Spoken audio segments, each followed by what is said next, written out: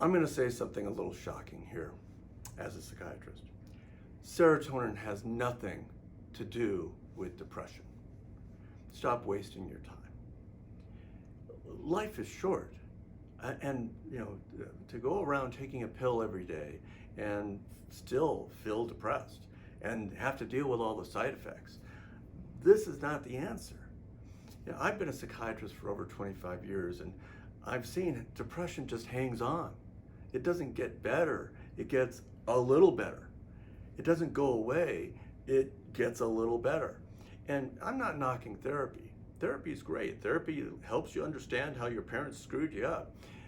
But it doesn't get rid of depression. It doesn't change how your brain is working. And depression is about your brain not working correctly. And so we had to do something to help your brain function better.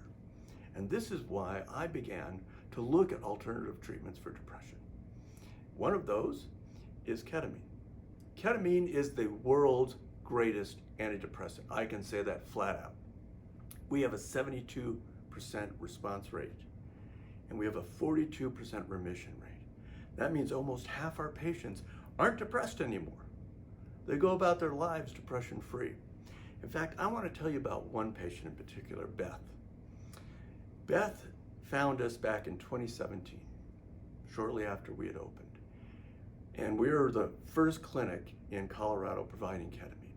And she came all the way from the East Coast to Colorado to get treated. And she told me, look, I've tried everything. I have been depressed for 4 decades. I've tried clinics, I've tried intensive programs, I've tried lots and lots and lots of therapy, and I've tried every medicine under the sun.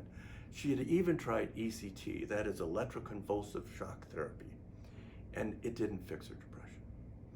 And she came to us and she got 4 ketamine infusions over the course of about 6 months, really spread out. I mean, she had 2, 3, and then she went away and come back and got another one, and she was depression free.